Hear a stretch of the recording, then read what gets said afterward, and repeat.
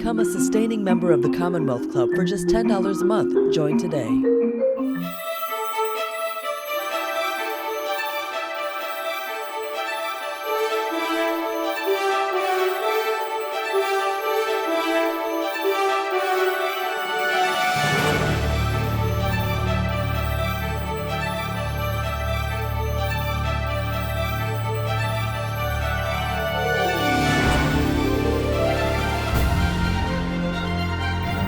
Greetings. This is Joel Sylvan. I'm here at the Commonwealth Club, and I'm here with Steve Van Zandt. You may remember me from writing for the San Francisco Chronicle. I write books now. My latest, Hollywood Eden. You can find that wherever fine books are sold. We're not here to talk about my book. We're here to talk about Steve Van Zandt's book, Unrequited Infatuations, brand new this week from Hachette Books. Steve, welcome to the Commonwealth Club. Nice to see you, Joel. Good to be with you. May I take a minute and introduce you to the audience who, of course, you probably don't require to be introduced to, but we're dealing here with music world's #1 multitasker. As a musician, he's a guitarist, he's a songwriter, he's a band leader, he's a solo artist, he's a record producer. He's been the guitar player with Bruce Springsteen and the East Deep Band for 1,000,000 years. He was a founding member of the Southside Johnny and the Asbury Jukes. He was their record producer. He's produced Ronnie Spector, Darlene Love, Archangels, a million others. Actor is, the world's most famous television show, The Sopranos, and Silvio Dante and Lilyhammer, the first network series. That's where he starts out in the acting field. As a broadcaster, he had the last great syndicated radio show, Little Steven's Underground Garage, and that turned into an entire XM Sirius channel, 24 hours, 7 days a week. As an activist, he's been involved in political concerns, international, national, charitable things like Little Kids Rock. He's been involved in Nicaraguan politics. He's been involved in African politics very successfully. Broadway producer, the Rascals show, but he also had his fingerprints in the Burt Burns musical too. Rock and Roll Hall of Fame nominating committee. I've seen his act there. He walked in halfway through the meeting, didn't even sit down, just like put his bags down and started in on some impassioned speech. I think it was the Dave Clark 5, was it? Anyway, he left Rosemary Carroll in tears, and his point had been made. And academics, this is something you don't know about unless you finish the book, I'm sure, is that Steve was caused to have an entire academic program on the history of rock and roll to be created, to be integrated into classrooms all over the country. I did a little work on that too. And now he's the author of a sure-to-be best-selling memoir. That's little Steven Van Zandt, folks. Good thing you don't play golf. You can never get any of this done. Yeah, well, you're a pretty damn good author yourself, kid. Why did you decide to write this book now, Steve? Well, this quarantine thing going on, and all of a sudden you had some free time on your hands, thanks to some extraordinary incompetency. But we don't want to get into that. A couple of things, really. It was the last. I think what really made the difference was the previous 3 years, 2017, 18, 19. By some bizarre circumstance, I had the most productive 3 years of my entire life. I reformed Disciples of Soul. I put out 2 albums, Soulfire and Summer of Sorcery, and released 6 different album packages in 3 years, which is extremely productive for me, and I was very happy about that. And combined with, I got some new managers. I really never had managers in my life, which is you'll read about in the book quite often, the source of my problems. And the managers suggested I do the book. It felt like a good time. And so with their encouragement, and actually the managers suggested the end of the book which was helpful to me to give me a little bit of closure. And like I said, having reconnected with my life's music work these previous 3 years, which I ignored for literally 30 years, really helped me feel like that I got a little closure on that chapter of my life. So, combination of circumstance and like I say, reconnecting with music after I really abandoned it for a long time. I love that. You reconnected with music, so you decided to write a book. That makes sense in some kind of backwards way. But tell me, what's with this title? They aren't unrequited, and they aren't infatuations. What? The publisher must have loved this title. My publisher did love his title. I offered simpler ones. He said, no, let's go back to the complicated one. I'll tell you what it's about. Okay. It takes a minute to explain, but we got time.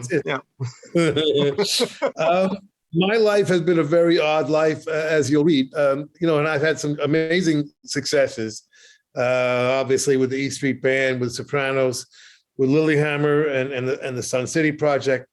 But most of my life, my most personal work has never found an audience.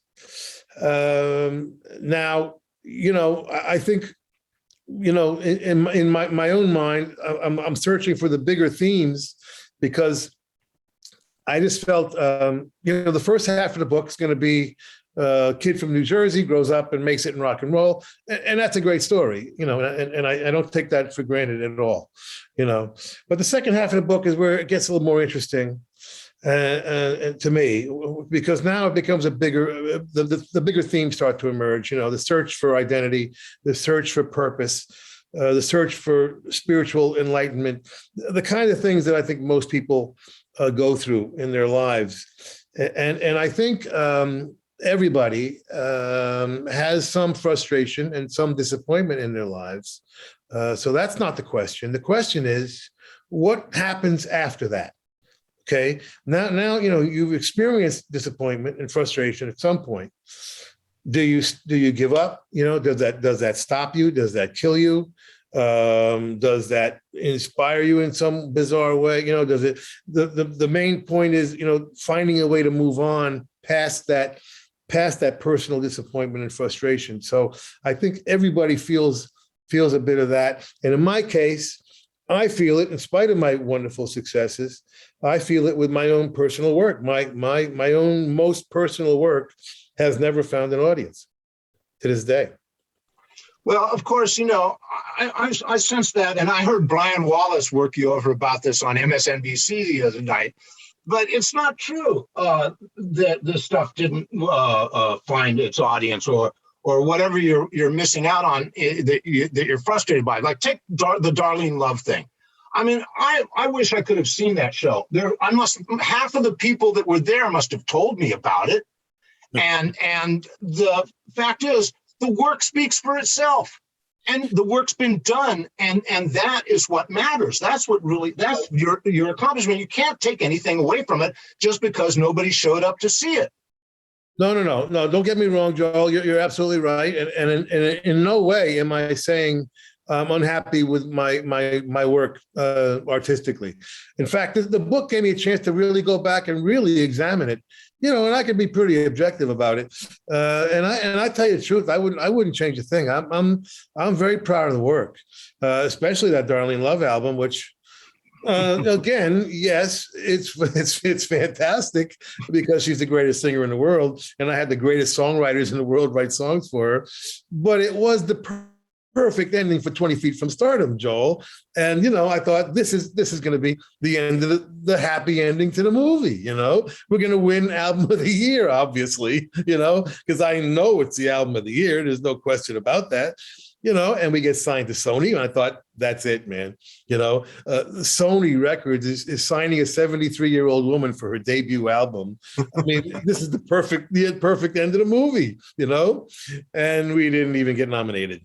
Okay, so but the work stands for itself. The work stands for itself, and there's nothing wrong with the work. And whenever anybody wants to look at the career of Darlene Love, that's just sitting there like the gem it should be. Yeah, but you got to admit it's a little bit frustrating and disappointing, that more people didn't hear it, because for her sake, not for me, but for her sake. I mean, she deserves a bigger audience, and it's a shame. I mean, I tried like hell to get her to, get the promoters to bring it to Europe, because I think Europe would go nuts for Darlene Love, and I couldn't. Nobody was interested, man. Nobody was interested. So it's a little bit disappointing, So you're on the promo trail now, and how did your book talk with Bruce go? How does he like the book? Does he have any complaints? Well, that was a wonderful conversation, and no, he really, really likes the book. The first thing I did was, because he plays such a major role in the book, I sent the book to him, and I sent the book to Bob Dylan, because he's in the book quite a bit also. And I said to them, listen, check it out. And if you remember something differently than I do, or if there's something that, you really bothers you, because there were some rather intimate conversations that I'm putting into the book, which I usually wouldn't normally do. So I wanted to make sure they were cool with it, because I didn't want the book to be about that. I didn't want to make any Bruce news. I didn't want to, be gossipy in any kind of way. I wanted to stick to the important themes, but those two guys are very, very important to me, and they both read the book, and neither one of them, changed one word. They didn't change one single word. So I was very, very happy about that. But I would have had either Bruce or Bob said, yeah, that was a private conversation. Let's leave that out. I would have taken it right out, because that's not what this book's about. Oh, there's so many reasons to like this book, and there's plenty of details and tell-all moments and reallys that nobody's going to go away feeling like they got cheated like that. But to me, the most surprising thing is I didn't know that you had woodshedded as musical director of the Dovells. Can I take just a minute and refresh everybody to what we're talking about here? Cameo Parkway.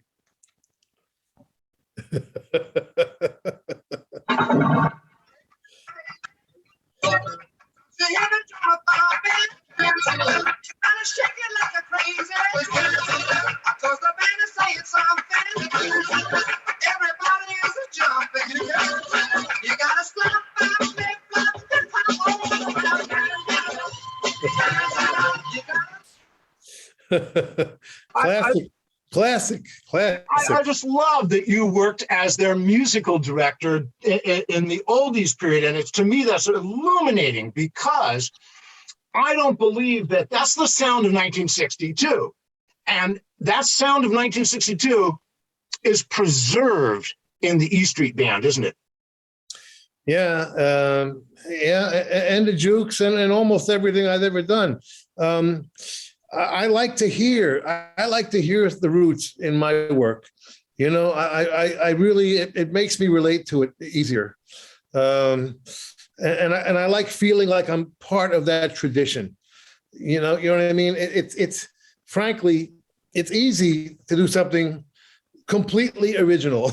It's easier to do that than actually do something with traditional roots and have it hold up as well as those traditional roots. It's one of those things that I'm very proud of the fact that we carry on that tradition. And you can hear it in the E Street Band all over the place, and the Jukes, the Darlene Love album, and all my solo records. Quite a few of them anyway. You're going to hear that. You're going to hear those roots, and that was sort of my final year of education for my own self-education. That year in that 1973, it was really kind of an odd kind of peaking year of nostalgia for some reason.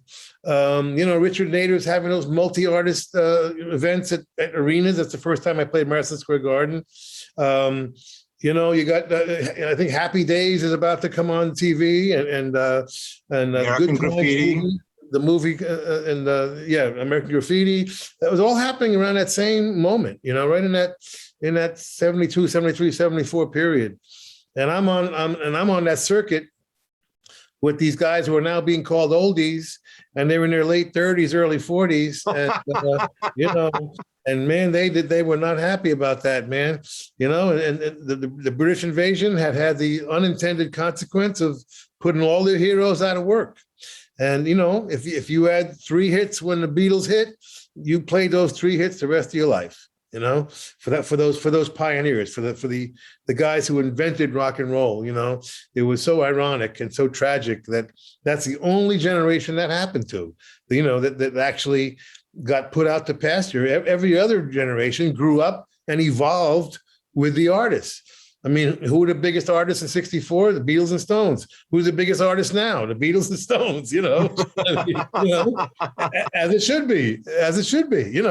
But the first generation, just kind of got pushed aside. And so the minute I got in the studio, man, I started bringing them out of retirement as quickly as I could. I had Ronnie Spector and Lee Dorsey on the Jukes' first album, and we reunited the Drifters and Coasters and Five Satins on the Jukes' second album. Me and Bruce worked with Gary U.S. Bonds, and we had Chuck Jackson and Benny King on those records, and then of course the Darlene Love record. And it's such a joy to work with those people, Joel. I mean, they're different, okay? They're a different species. Those 50s and early 60s people. I mean, you actually had to have talent in those days. There was no tuning the vocals. Or even, much editing. You had to get it right the first time. And man, they were just so talented and so much fun to work with and so much fun to produce, I wish we'd done more of it.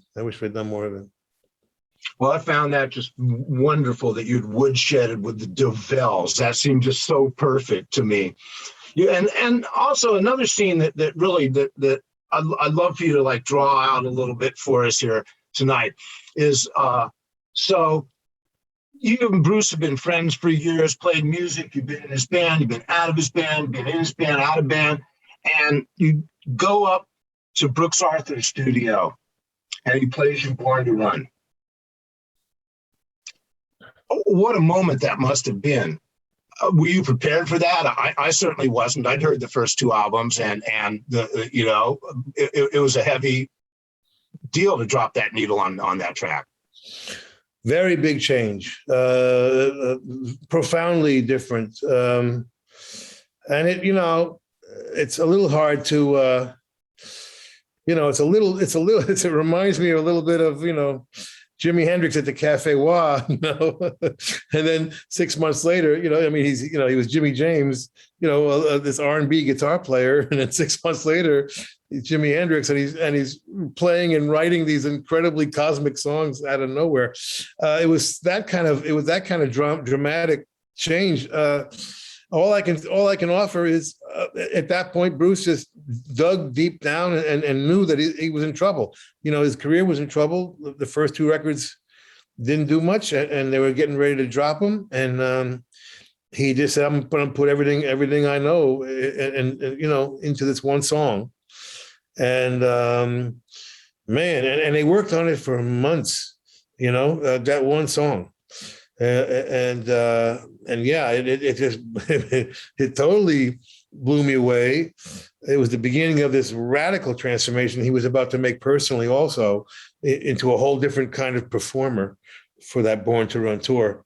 That's why I ended up joining the band, because he wanted to start fronting, putting the guitar down, which changed everything in his head and in his persona and in his success. But that moment was we talked about it the other night when he interviewed me, and he picked up the guitar and actually showed what exactly happened. But he plays me the song. They've been working on it for months. They were so proud of it and so happy, and it's a lot of work. And keep in mind, the mixes in those days were not automated. So 3 guys would stand at the board, and each would move a fader at a given moment, and you'd mark how far the fader would go, So every single time you mixed a record, it was different because you never hit those marks exactly right. And there were three people reaching over each other to hit the right thing when the sax solo came. I mean, that's how it was done. So it probably took them 2 weeks just to mix the song, never mind record it. So they played me this song, and they're all very proud and they're happy, and I'm just thrilled for my friend. And I just said, man, I love this thing. I especially like that minor chord change on the riff, And he says, what minor chord change? I'm like, the minor chord change on the riff, the main riff. And he says, there's no minor chord change on the main riff. He says, he throws me the guitar. He's like, play it. So I play it, what I'm hearing. And what was happening was he's bending a note, without getting too far into the weeds here. He's bending a note in the riff. And they've been working on it so long, they think they're hearing him bend the note to the next note. When in actual fact, you hear where he's bending the note from. You don't know, you don't hear where he's bending the note to.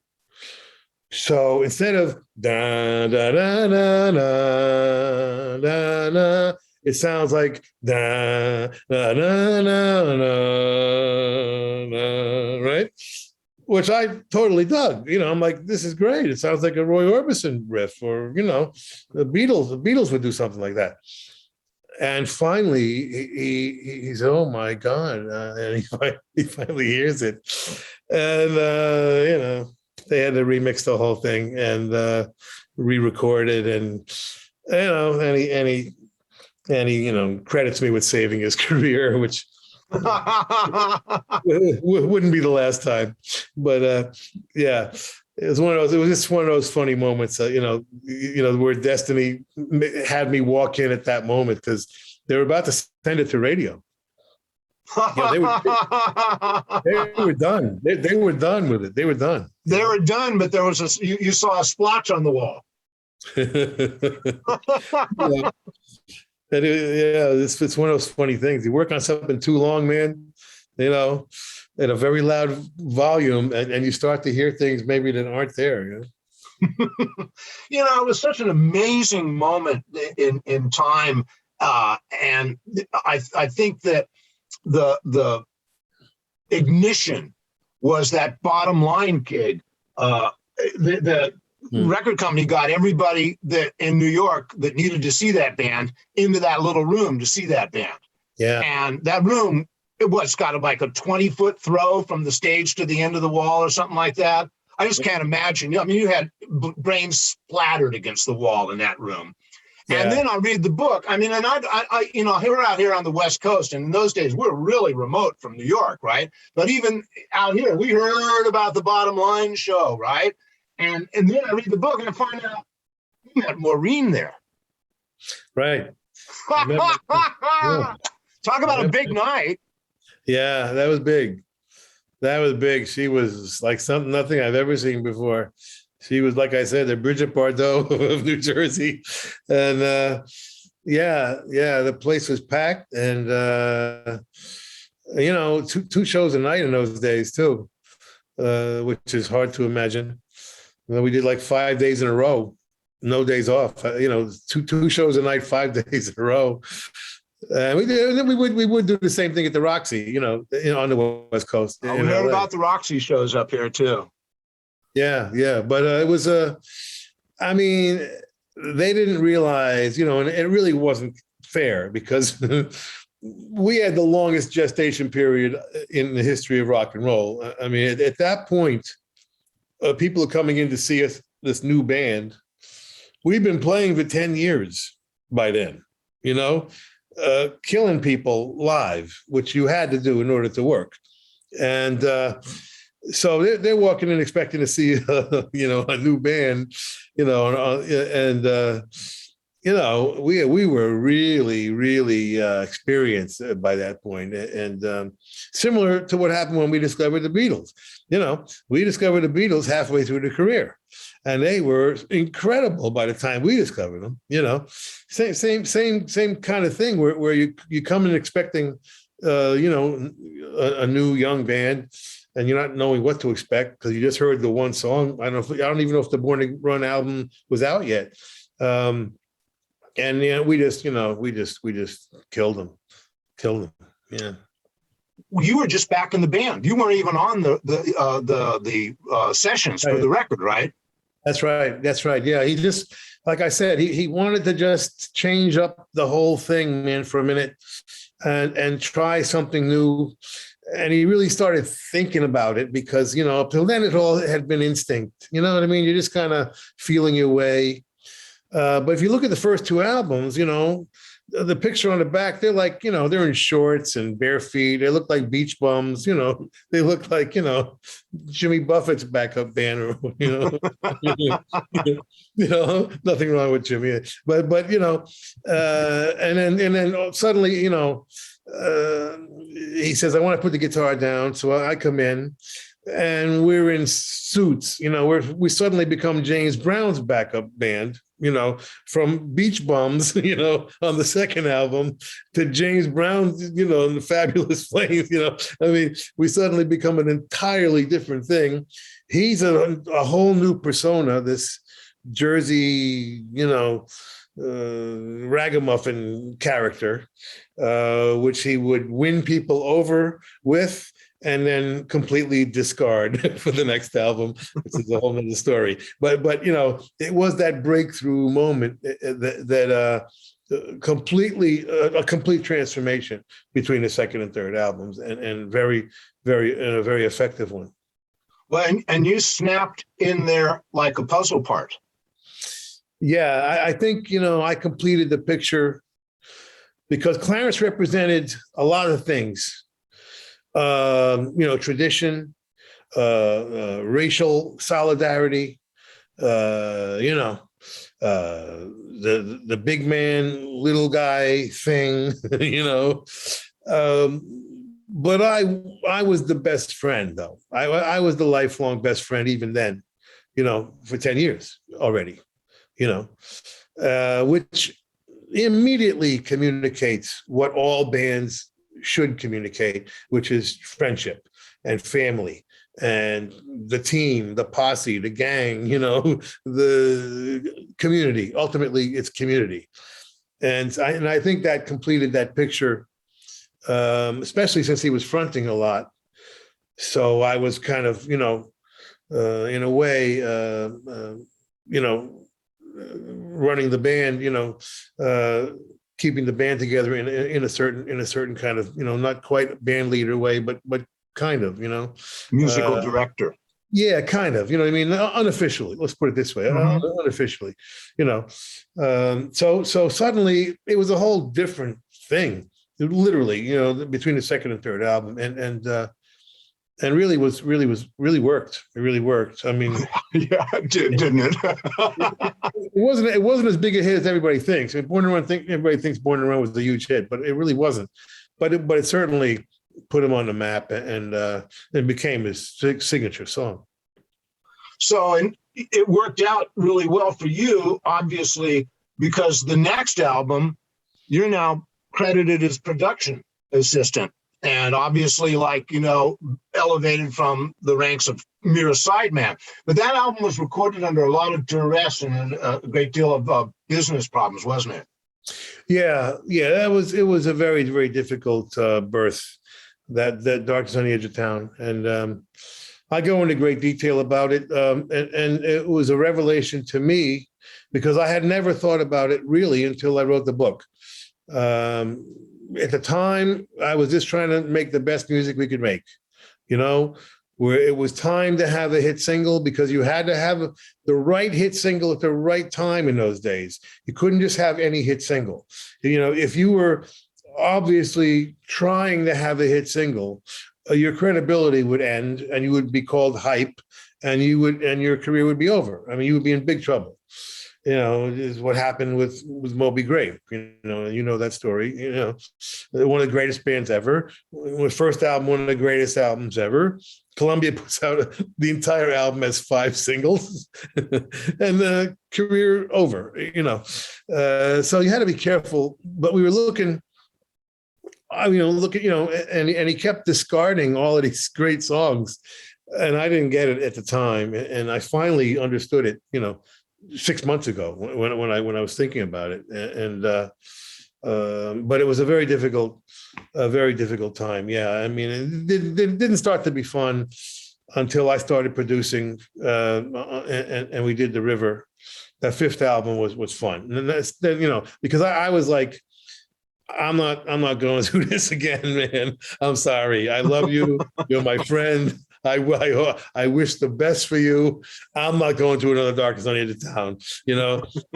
Life's too short, man. I'm sorry. And he said, no. You're going to produce this one with me, and it's going to be different. And I made sure it was different. I made sure we had the right studio and the right engineer, and suddenly everything sounded great. Because things sounded terrible in the 70s, terrible. I mean, I can't even tell you, Born You should have recorded in London. Yeah, well, yeah. In America in the 70s, the engineers took over and started padding everything, padding the walls and padding the drums and padding the floor, and everything sounded like you were hitting a soft pillow. It was horrible. Anyway, so we finally fixed that. As I talk about the 5 crafts of rock and roll in the book in great detail, that fifth craft really is learning how to record. It's something you need to learn. Yeah, you can depend on a producer. You don't have to learn it. A producer can do it for you. But the more you know about your profession, the better. Well, that's a whole separate craft, as you say. That's a different thing than playing in a band. That's what I call phonography. You give a lot of credit to Bob Clearmountain for his work on your records. Yeah, and he was a critical contributor to the E Street Band's career. He was the one that we started off making The River with. And I had checked him out. It's a complicated story, but I had checked him out thoroughly and decided he's the guy that we need, because he was able to do things quickly and get the sound I was looking for quickly. And we did, the first thing we did was Roulette. And he recorded and mixed it the same day. And then Hungry Heart was like second, and for various reasons, he was actually moving too fast for them, for the other guys. I loved it because I have ADD long before it was fashionable. So, I love really high quality, high speed work. That's my thing, man. Do a lot and then do it fast and do it great, and that was him. But he was actually moving too fast for them. And so they was like, we got to slow down. So Bob left, he left the project, and we continued without him. But he would do most of my records. Not everyone, because he moved to the West Coast, and but he didn't do every single one. But he's done a lot of my records, and my newest 2 records, Soulfire and Summer of Sorcery.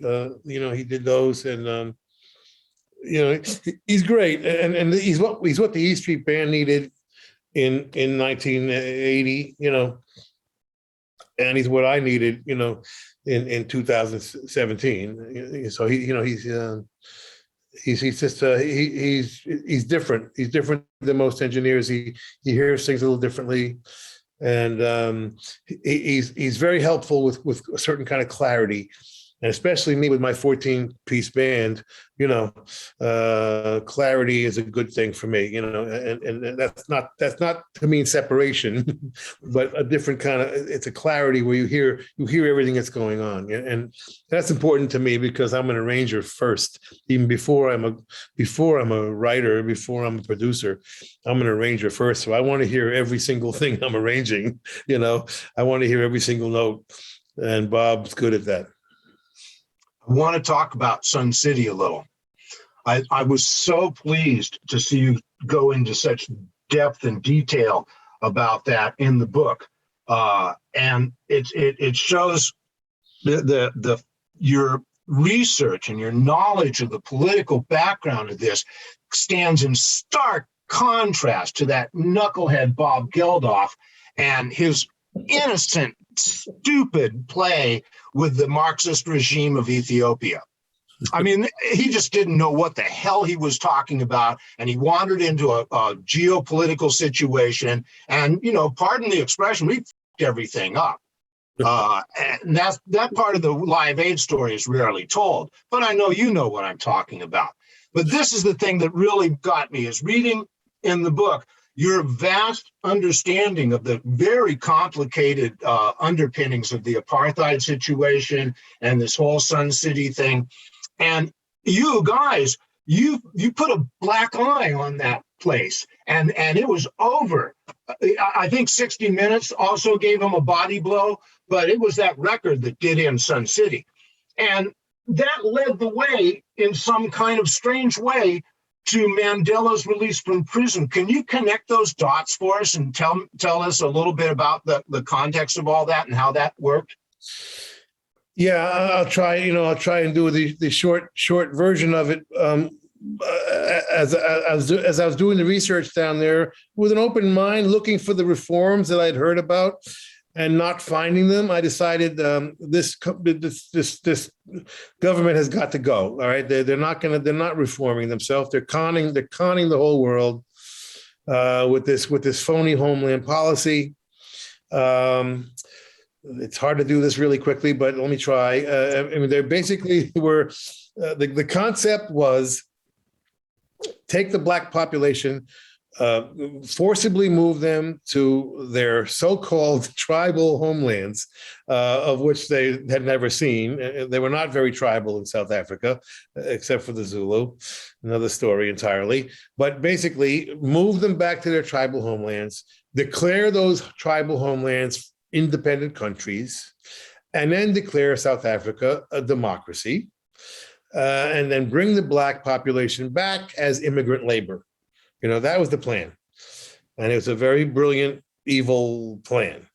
And Sun City, this resort, was in one of the homelands called Bophuthatswana, and they were paying people lots of money to go play Bophuthatswana, and telling them, don't worry, you're not violating the boycott. You're playing a different country, and people were manipulated into believing that, and so we wanted to expose this thing, and we used Sun City as the symbol of apartheid and the symbol of the con. And so the plan was, okay, the sports boycott is in place and it's very successful. They hated it with a passion, thanks to Arthur Ashe. They couldn't perform in the Olympics, and boy, did they hate that. They're megalomaniacal, the Afrikaner.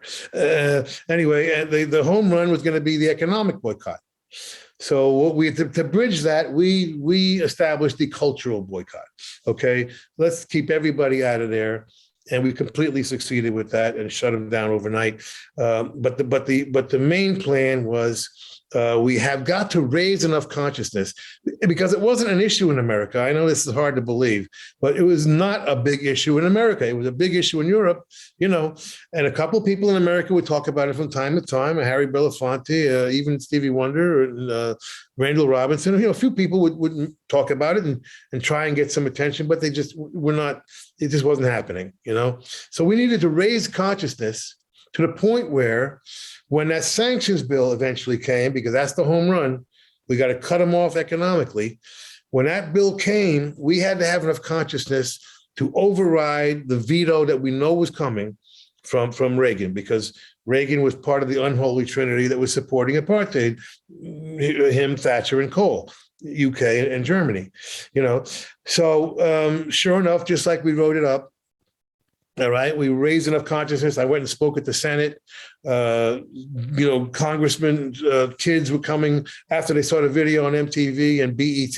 Their congressmen's kids were coming home saying, "Hey, Daddy, what's with this South Africa thing?" And slowly the consciousness was getting raised. Sure enough, the sanctions bill comes. The great Ron Dellums I worked with, and just like as predicted, Reagan vetoes it, and it was overridden The first time Reagan's veto was overridden, including Republicans. Can you imagine? The same Republicans that were right now are keeping black people from voting in America, voted to make sure black people could vote in South Africa. Okay. That's how different the world has changed in these last 40, 50 years. Anyway, and so we overrode the veto. The sanctions bill went into effect. The banks cut them off, and they had to release Mandela, and the government fell. It's amazing, the power of music. And I think, when they write the history of all this stuff, Sun City is going to be one of the very important pinnacles of how powerful music can be in reaching a public that doesn't know about it. You're right. Nobody knew about South. In this country, people think Africa is a country, not a continent. They you can't blame them. I mean, in some ways, I mean, our education system's getting worse and worse, actually, in that sense, of people having more knowledge about the world, because we're now in this permanent recession. We're in permanent circle of wagons, I mean, we could not have pulled it off now. I'll tell you that, Joel. I'm glad we did it when we did it, because we could not do it now. Couldn't do it. That's so true. I also was astonished to learn, reading your book, that you were, and have no experience in acting, you were sleeping with an actor, but you're offered the lead role of The Sopranos. That's where this starts, right? Yeah, I'm just so proud of the fact that I'm surprising you. I mean, you who have seen everything and heard everything and done everything. Yeah, I know it's like a crazy Hollywood story that I wouldn't believe if it didn't happen to me. But yes, out of the blue, David Chase calls, saw me do the induction ceremony of the Rascals at the Hall of Fame. Happened to be the first time it was ever televised. He happened to have the remote in his hand. He happened to be watching TV. He happened to be a Rascals fan and caught the montage and said, "What's this? Why are the Rascals on TV?" And I did a little 3-4 minute comedy induction, which probably on YouTube, like everything else. And it was like, we got to get him in the show, because he first of all, he had been a fan of the music. He actually not only had these Street records, he had my solo records, and he had been in TV his whole life and was ready to get out. He wanted to start making movies. And basically, that first season of Sopranos is his movie divided into 13 parts, basically, So he was ready to break all the rules. He wanted new faces, and he calls and says, "I want you in the show. And in fact, I'm seeing you as Tony Soprano." So I'm like, wow, man, that's really cool. But sorry, I got to turn you down because I'm not an actor, little detail here, And he's like, yes, you are an actor. Okay. I know what I'm talking about. Basically, you don't, I do. You're going to be an actor, and just come on down. So I'm like, and I had nothing better to do. I was kind of out of the music business at that point. I'm walking my dog and just, wandering in the wasteland, basically. So I said, all right, I'll try being an actor. I don't know, and, I took it seriously. I found out where John Gotti got his clothes made, and we ended up hiring his tailor actually for The Sopranos. I wrote a whole biography about the guy. I had a whole thing going, and went down and got the part.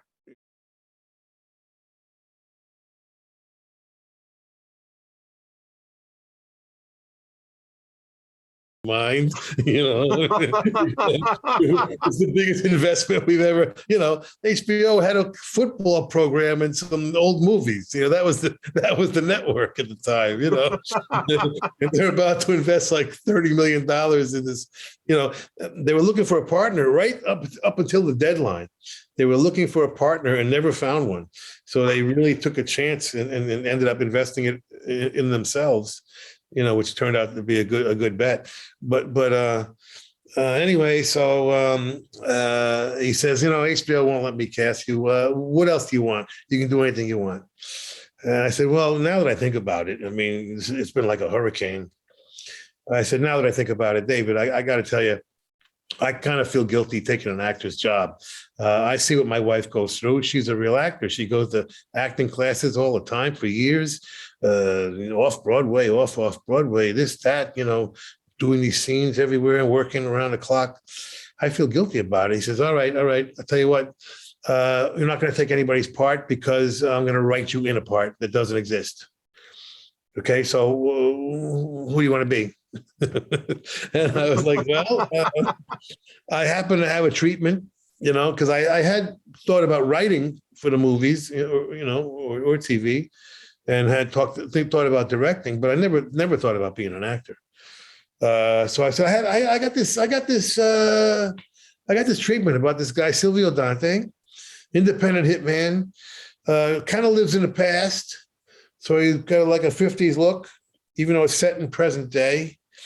And he has a club that's from the past. That you go into the club, and it's big bands, and it's Catskills comics and dancing girls, and you know, and all the 5 families have tables, and you know, the police commissioner and the mayor, and you know, it's kind of like a mob version of Casablanca, basically. And he says, "Well, that's pretty cool, man. All right, let me go talk to them." And he comes back, and a day or two later, says, "We can't afford it, but we'll make it a strip club, and you'll run it for the family," you know. So it started there, you know. I was basically running the club, and in our office, the family's office would be like the back room of the strip club would be the, you know, the clubhouse, you know, the office of this family, and started off that way. I wrote a biography of the guy saying him and Tony Soprano were best friends, and not even thinking that, you know, I'm 20 years older than him, you know, because in my mind, I'm 25 forever, you know.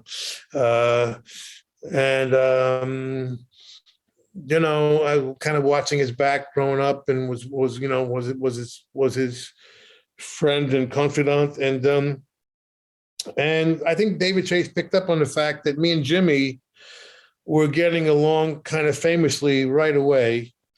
I think we bonded on because we were both kind of character actors. You know, he was a character actor and I was a sideman, and that's where we were comfortable. That's where we were that was our inclination, to not necessarily be the front guy, you know, to be the star. And suddenly here he is, he's the star. And he was like, man, this is no fun, you know, this is too much work, you know. And we ended up bonding. And I think David Chase picked up on that, being the genius that he is. And by the end of that first season, I slowly had become the underboss, you know, had become the consigliere, even though it wasn't written that way originally. It kind of fell into that vacuum because that role didn't exist in the pilot.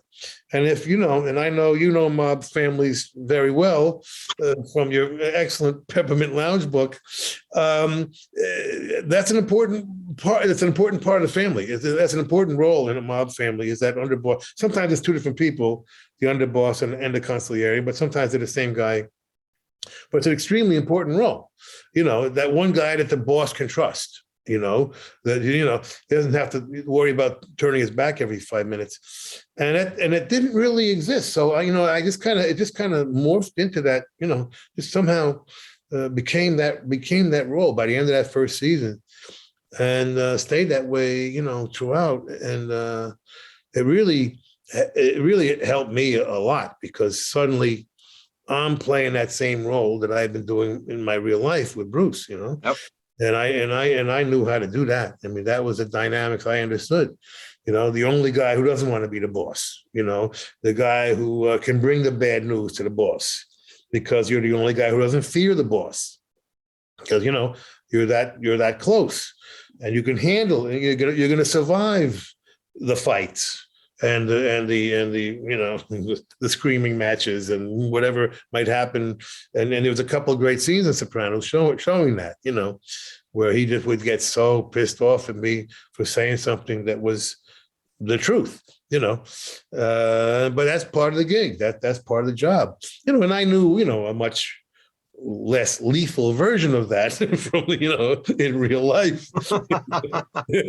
But I really did understand that dynamic, and so you know, it was very very easy for me to go into that role and stay in that role.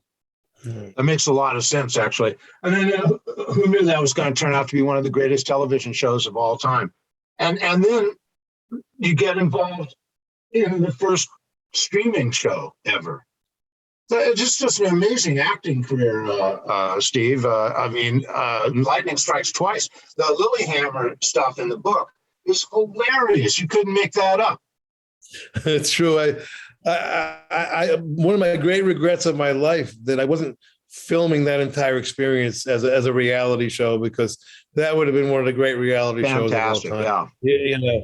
You know, and it just was one of those odd things, again, like most of my life. You know, I'm over here doing what trying to accomplish something over here, and my life comes in that back door, you know, more often than not. In this case, I'm producing a record in Norway for my record label, and husband and wife is here to see you. I go down, hey, how you doing? Hey, we wrote a TV show for you. Okay. You don't hear that every day, Joel. You know, I wish I heard that every day, but you don't hear that every day. You know, hey, we wrote a TV show for me. Oh, and what would that be? You know, well, gangster goes to witness protection program and chooses Lilyhammer, Norway. You know, and I'm like, oh man, I just played a gangster for 10 years. You know, I can't do that again. You know, you're not supposed to do that as an actor. You're supposed to show how versatile you are, you know, and do completely opposite type roles and impress people, you know. And so I thought, oh man, I can't do this. But the more I thought about it, I'm like, who ever heard of somebody going to a foreign country and starring in a local TV show? I mean, the idea of that was so crazy to me, you know. I'm like, how can I not do this? You know, and plus, the more we talk, you know, the character was going to be quite different. I mean, he may look the same, you know, he may sound the same, but it's quite a different character. You know, he's actually more like a Tony Soprano. He's more outgoing. He's, you know, he's bigger. He's crazier. You know, he's an entrepreneur. He's, you know, he's nutty. And you know, and Silvio was pretty closed down because Silvio had to protect the family. He had to protect Tony Soprano, and you know, always was a little bit wary and nervous about Tony Soprano, you know, losing control. You know, so he had to be in control, you know, most of the time. So it was a completely different character. And in the end, I was like, I can't resist this. I just can't. I can't say no. And I tried to say no. I said to them, first of all, you know, I can't. I got all these. I got a record label. I got radio shows. I got, you know, all kinds of things going on here. I can't do it full time. I got to do it every other week. I figured that's the end of that. You know, whoever heard of that? They were like, okay, no problem. So that first season, I flew every Saturday. I flew home for a week and then flew back to Norway for a week, back and forth for a whole 6 months. And you know, I used everything I learned on Sopranos, everything, and I ended up co-writing the show, co-producing it, and even directing the final episode, which I'm very proud of. And I'm very proud of the whole thing. Well, it's only 24 shows, but it's really quite unique, and people are just discovering it now during the quarantine, just like they rediscovered Sopranos. It's been wonderful for that. You know, people have been so desperate for entertainment. They're going through every single TV show known to mankind, and then they found Lilyhammer. So it was nice. Fantastic. We have questions out there. And this is a good one because I know you got good answer for this. What music does Van Zandt like today? Who are some of his favorite bands? Well, you listen to all this new stuff that comes through the Underground Garage, right? You're up to speed on the cool new bands. Oh yeah, we've introduced over 1,000 new bands, 1,000 in the last 20 years. So we're always going through. My office goes through. I don't know how many, 40 or 50 every week, and it gets down to a few for me. And there are people still making great rock and roll records, and for no apparent reason, for with no reward in sight. It makes you want to support them even more. They're doing it out of pure passion. But we cover the waterfront. We play over 5,000, probably 6,000 songs now. Everything from 1951, all 70 years of rock and soul, and everything in between. We connect the dots. We try to connect the dots between everything that's cool, and not only the old stuff all the way back to Rocket 88 and how many more years from Howlin' Wolf, but all the way up to the newest Cocktail Slippers record. Like I say, over 1,000 new bands. So that's a format that I felt was needed. Classic rock is a great format. That's who we are. We're part of that format, and that's wonderful. But that's 300, 400, 500 records they play, and they're great.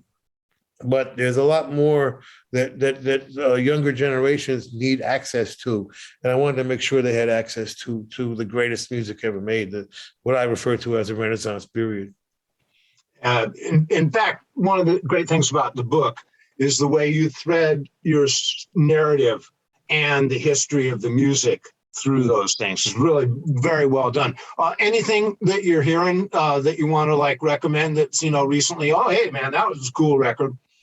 Well, the Cocktail Slippers new album is out this week, and it's just fantastic. I would start with that. We have quite a few just on our own label. Go to Wicked Cool Records and you'll see a whole bunch of great artists. I would put our label against anybody's, even the majors. I'm quite sure we have the greatest rock records being made right now. And we have 15 or 20 artists on the label alone. So check out Wicked Cool Records. And but start with the Cocktail Slippers new one. Shout it out loud. If you're making rock records, you're the only guy, because stuff that I hear coming out of the major labels, they call it alternative rock these days. Right. Because the industry, rock is dead in the industry, as far as the industry is concerned. Now luckily, it's still the biggest thing live, which, if we ever get back to doing it live, hopefully, but it's still the biggest thing live, thankfully. But we're back to being the cult that we started. We're back to 1954, Joel. Let's face it. And only this time, Elvis ain't going to save us. So we're going to probably stay a cult, and maybe that's where we belong. Let's face it. I'm okay with that. But I've spent the last 20 years. My radio show, my record label, and the foundation, the teachrock.org music history curriculum. That's all because of the fact that I felt that rock and roll was an endangered species. So I want to make sure, yes, we may be reduced to a cult, but I want to make sure it's a healthy cult, because there's something different about rock and roll. And I go through this in great detail in the book about the different genres of music and the way that they communicate different things. And there's something about rock that it happens to be the best music medium for communicating substance. Okay. And, all the other genres communicate a lot of interesting different things, relationships and intellect and various things, anger, frustration, you name it. But when it comes to substance, when it comes to real substance, there's nothing like rock. And I think, it's important that we keep it alive for that reason. Long live rock. Well, look, what's on your plate? Tell us about like 4 or 5 things that you got coming up that you're working on. Well, the main thing is just talking about this book, for a while, which is, took me about the whole year and a half of the quarantine. We're going to do other versions of the book coming up. We're going to do some special versions of it. We can't talk about it yet, but we're going to be working on other sort of variations on the book. We have, the record label continues to make records. The 2 radio stations on Sirius continue, both the Underground Garage and Outlaw Country. And our teachrock.org music history curriculum is now, I think there's like 40,000 teachers teaching it, and dozens of partner schools. It's really starting to expand, really starting to get exciting. And the whole concept is to integrate the arts into the actual disciplines that we call the basic standard education curriculum, which is called STEM, science, technology, engineering, and math. The idea is to add that A, to make it STEAM, add the A of arts, but not have arts as an after-school class or an extra class in and of itself. Integrate the arts into science, into math, into technology. And that's what we're doing. And I've seen partner schools do this, and I've seen it work. And man, it transforms the whole education process. The kids are more enthusiastic. The teachers are more enthusiastic. I mean, Joel, you know this. Kids come to school with gifts already intact. They come with imagination. They come with curiosity. They come with instinct and emotion. And what does school do? It crushes all of that. It squashes it out of them. It suppresses it, And then we start jamming information down their throats that they don't see the relevance of. And to my mind, it's more important to teach a kid how to think than what to think. And, the technology is going to keep changing every day. And that's not going to be the important factor. It's the integration of how a kid understands the information as it's being sent to him. In other words, we have to start teaching in the present tense. Give them something they can use now. This generation is all about now, and that's what we're doing. We're showing how we can show you how this is relevant right now, and you can use it in your life. And we need that, because if a kid likes one single class or one single teacher, they'll come to school. And we've got to start affecting this dropout rate. It's out of control. It's a scandal. Nobody talks about it. But it's close to 50% in the poor neighborhoods. And then 50% of those kids end up in the criminal justice system. That's not tolerable. What kind of a society are we, to tolerate those kind of statistics? So, we need to change that right now, because we're only getting 50% of what we should be getting out of our society in terms of its production, in terms of its quality of life. We need to change that stuff right now. I hear you. One last quick question, okay? Did you read your own audiobook? Did I do it? Yeah, did you read your audiobook? Yep. So we can either hear you tell this story, or you can just buy the book and read it in your own time. Unrequited Infatuations, Little Stevie Van Zandt at the Commonwealth Club. Well, all right. Top of the world, Ma. Top of the world. Stevie, thanks so much. It's always a ball. Always good talking to you, Joel. I look forward to your next book. Me too.